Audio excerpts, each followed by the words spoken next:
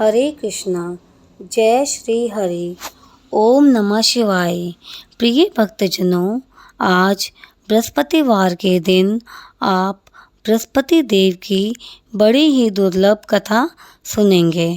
इस कथा को सुनने से भक्तों की सभी मनोकामनाएं भगवान बृहस्पति देव जी की कृपा से पूर्ण हो जाती हैं। तो आइए बड़ी श्रद्धा और प्रसन्नचित मन से सुनते हैं। भारतवर्ष में एक प्रतापी और दानी राजा राज्य करता था। वह नित्य गरीबों को और ब्राह्मण सहायता करता था। यह बात उसकी रानी को अच्छी नहीं लगती थी। वह ना ही गरीबों को दान देने देती और ना ही भगवान का पूजन करती थी, और राजा को भी दान देने से मना किया करती थी। एक दिन राजा शिकार खेलने व वन को गए हुए थे, तो रानी महल में अकेली थी। उसी समय बृहस्पति देव साधु वेश में राजा के महल में भिक्षा के लिए गए और भिक्षा मांगी।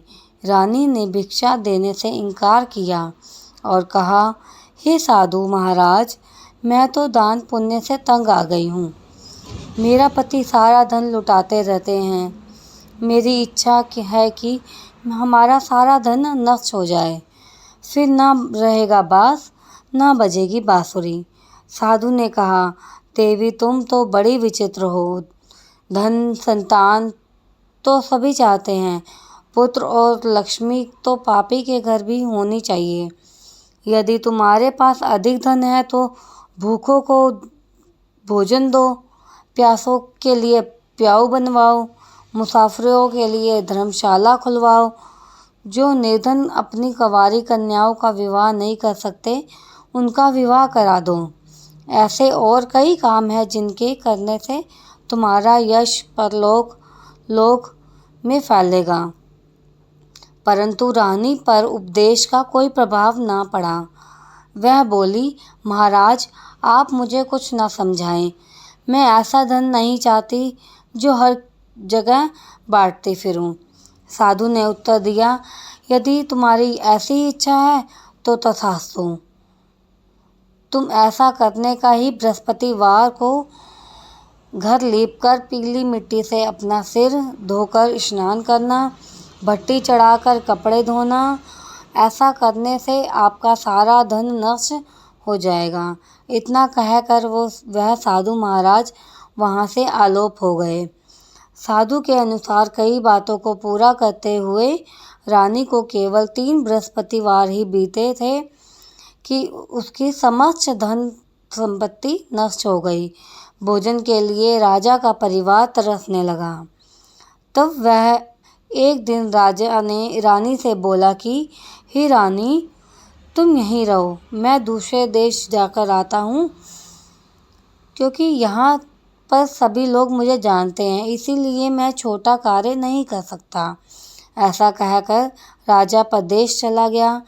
वह जंगल से लकड़ी काट कर लाता और शहर में बेचता। इस तरह से वह अपना जीवन व्यतीत करने लगा। इधर राजा के उपदेश जाते ही रानी और दासी दुखी रहने लगी।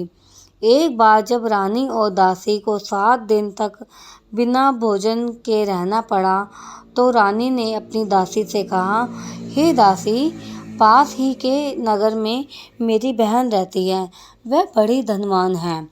तू उसके पास जा और कुछ ले आ, ताकि थोड़ी बहुत गुजर बसर हो जाए। दासी रानी की बहन के पास गई। उस दिन गुरुवार का दिन था और रानी की बहन उस समय बृहस्पतिवार व्रत की कथा सुन रही थी। दासी ने रानी की बहन को अपनी रानी का संदेश दिया, लेकिन रानी की बड़ी बहन ने कोई उत्तर नहीं दिया। जब दासी को रानी की बहन से कोई उत्तर नहीं मिला, तो वह बहुत ही दुखी हुई और क्रोध भी आया। दासी ने वापस आकर रानी को सारी बात बता दी। सुनकर रानी ने अपने भाग्य को कोसा। उधर रानी की बहन ने सोचा कि मेरी बहन की दासी आई थी, परंतु मैं उसे नहीं बोली। वह इससे बहुत दुखी हुई होगी।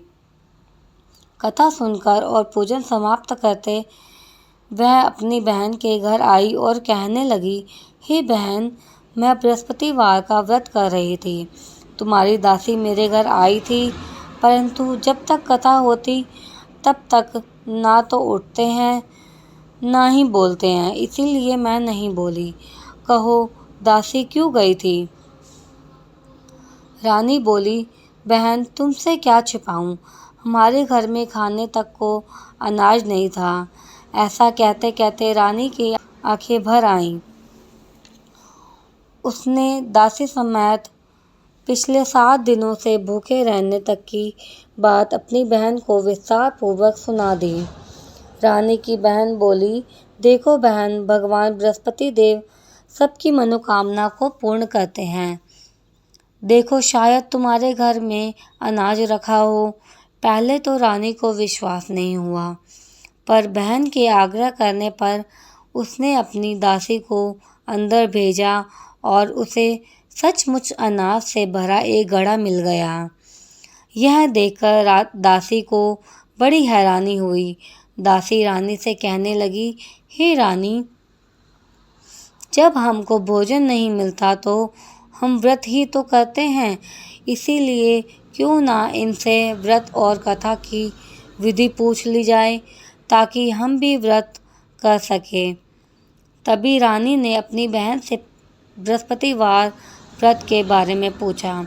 उसकी बहन ने बताया, बृहस्पतिवार के व्रत में चने की दाल और मुनक्का से भगवान विष्णु का केले की जड़ में पूजन करें तथा दीपक जलाए, व्रत और कथा सुने और पीला भोजन ही करें। बृहस्पति देव प्रसन्न होते हैं। व्रत और पूजन विधि बताकर रानी की बहन अपने घर को लौट आई। 7 दिन के बाद जब गुरुवार आया तो रानी और दासी ने व्रत रखा। गुड़साल में जाकर चना और गुड़ लेकर आई, फिर उससे केले की जड़ तथा विष्णु भगवान का पूजन किया। अब पीला भोजन कहाँ से आए? इस बात को लेकर दोनों बहुत दुखी थी। चूँकि उन्होंने व्रत रखा था, इसीलिए बृहस्पति देव ने उनसे प्रसन्न थे।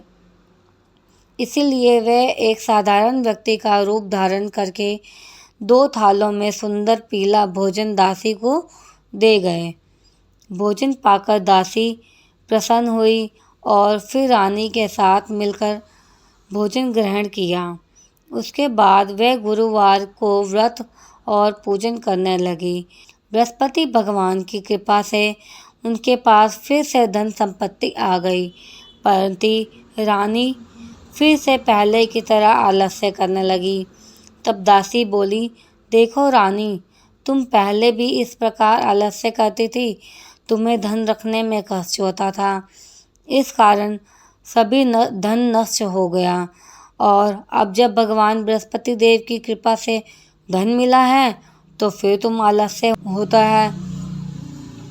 रानी को समझाते हुए दासी कहती है कि बड़ी मुसीबतों के बाद हमने यह धन पाया है, इसीलिए हमें दान पुण्य करना चाहिए, भूखे मनुष्य को भोजन कराना चाहिए और धन को शुभ कार्यों में खर्च करना चाहिए, जिससे तुम्हारे कुल का यश बढ़ेगा, स्वर्ग की प्राप्ति होगी और पितृ प्रसन्न होंगे।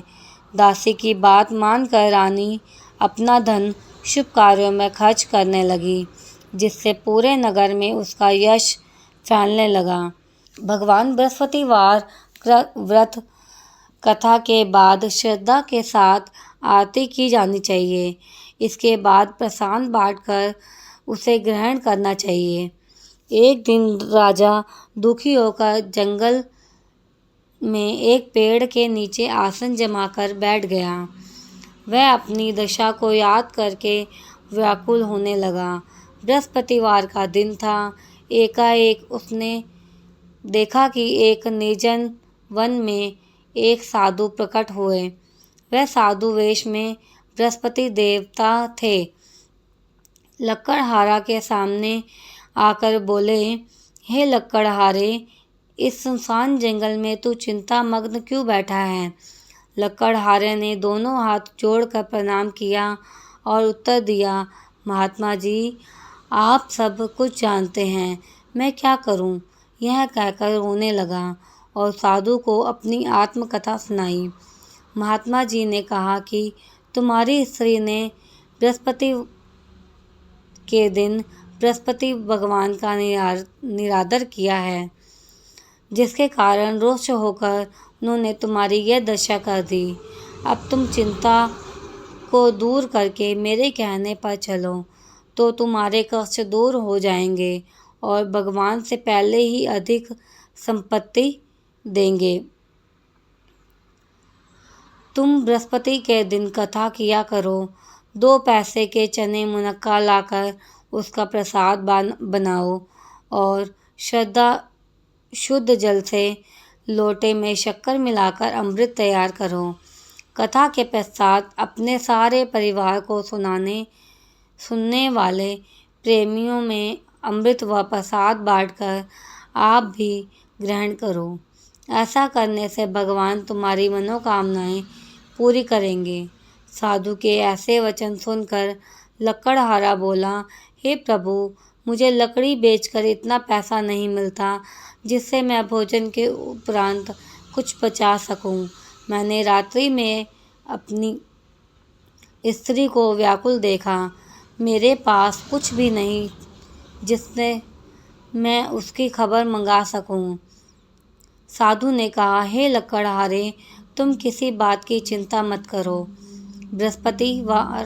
बृहस्पति के दिन तुम रोजाना की तरह लकड़ियां लेकर शहर को जाओ। तुमको रोज से दुगना धन प्राप्त होगा, जिससे तुम भली भांति भोजन कर लोगे तथा बृहस्पति देव की पूजा का सामान भी आ जाएगा। इतना कहकर साधु अंतर्ध्यान हो गए। धीरे धीरे समय व्यतीत होने पर फिर वही बृहस्पतिवार का दिन आया। लकड़हारा ने जंगल से लकड़ी काट कर किसी शहर में बेचने गया तो उसे उस दिन और दिन से अधिक पैसा मिला। राजा ने चना गुड़ आदि लाकर गुरुवार का व्रत किया। उससे उस दिन से उसके सभी कलेश दूर हो गए। परंतु जब दोबारा गुरुवार का दिन आया तो बृहस्पतिवार का व्रत करना भूल गया। इसके कारण भगवान बृहस्पति नाराज हो गए। उस दिन उस नगर के राजा ने विशाल यज्ञ का आयोजन किया तथा शहर में यह घोषणा करा दी कि कोई भी मनुष्य अपने घर में भोजन न बनवाए, न आग जलाए। समस्त जनता मेरे यहाँ भोजन करने आए। इस आज्ञा को जो ना मानेगा उसे फांसी की सजा दी जाएगी। इस तरह की घोषणा संपूर्ण नगर में करवा दी गई। राजा के अनुसार शहर के सभी लोग भोजन करने गए, लेकिन लकड़हारा कुछ देर से पहुंचा। राजा को उसने अपने साथ घर ले गए और ले जाकर भोजन करा रहे थे तो रानी की दृष्टि उस खूंटी पर पड़ी जिस पर उसका हार लटका हुआ था। वह वहां पर दिखाई नहीं दिया। रानी ने निश्चय किया कि ये मेरा हार है, इस मनुष्य ने चुरा लिया है। उसे समय सिपाहियों को बुलाकर कारागार में दिलवा दिया गया। जब लकड़हारा कारागार में पड़ गया और बहुत दुखी होकर विचार करने लगा कि जाने कौन से पूर्व जन्म में कर्म से मुझे यह दुख प्राप्त हुआ, और उसी साधु को याद करने लगा जो जंगल में मिला था। उसी समय तत्काल बृहस्पति देव साधु के रूप में प्रकट हुए और उसकी दशा को देखकर कहने लगे, अरे मूर्ख, तूने बृहस्पति देव की कथा नहीं करी, इस कारण तुझे दुख प्राप्त हुआ है। अब चिंता मत कर। बृहस्पतिवार के दिन कारागार के दरवाजे पर 4 पैसे पड़े मिलेंगे। तूने उनसे तू बृहस्पति देव की पूजा करना, तेरे सारे कष्ट दूर हो जाएंगे। बृहस्पति के दिन उसे 4 पैसे मिले। लकड़हारा ने कथा कही। उसी रात्रि को बृहस्पति देव ने उस नगर के राजा को स्वप्न में कहा, हे राजा, तुमने जिस आदमी को कारागार में बंद किया वह निर्दोष है, वह राजा ने उसे छोड़ देना। रानी का हार उसी खूंटी पर लटका है। अगर तू ऐसा नहीं करेगा तो मैं तेरे राज्य को नष्ट कर दूंगा। इस तरह रात्रि के स्वप्न को देखकर राजा प्रातःकाल उठा और खूंटी पर हार देखकर लकड़हारे को बुलाकर क्षमा मांगी तथा लकड़हारे को योग्य सुंदर वस्त्र आभूषण देकर विदा किया। बृहस्पति देव की आज्ञा अनुसार लकड़हारा अपने नगर को चल दिया। राजा जब अपने नगर के निकट पहुंचा तो उसे बड़ा आश्चर्य हुआ। नगर से पहले ही अधिक बाग, तालाब, कुएं तथा बहुत सी धर्मशाला, मंदिर आदि बन गए। राजा ने पूछा कि यह किसका बाग है और धर्मशाला है? तब नगर के सब लोग कहने लगे, यह सब रानी और बांदी के हैं। तो राजा को आश्चर्य हुआ और गुस्सा भी आया। जब रानी ने यह खबर सुनी कि राजा आ रहे हैं तो उन्हें बांदी से कहा कि हे दासी, देख, राजा हमको कितनी बुरी हालत में छोड़ के गए थे। हमारी ऐसी हालत देखकर वह लौट ना जाएं। इसीलिए तू दरवाजे पर खड़ी हो जा। आज्ञा अनुसार दासी दरवाजे पर खड़ी हो गई और राजा आए तो उन्हें अपने साथ लेवा आई।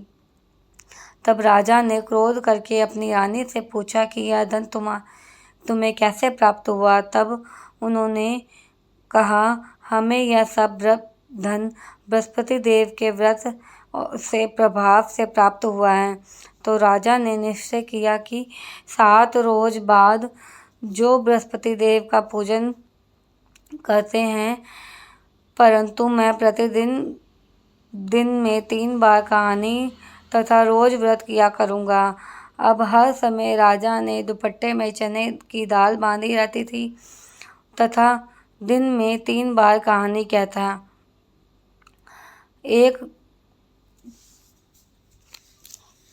तो प्रेम से बोलिए विष्णु भगवान की जय, समस्त देवी देवताओं की जय। अगर आपको ये कथा अच्छी लगी हो तो प्लीज़ हमारे चैनल को लाइक, शेयर और सब्सक्राइब करें। ऐसी कथा और सुनने के लिए हमारे चैनल को लाइक, शेयर एंड सब्सक्राइब करें। धन्यवाद।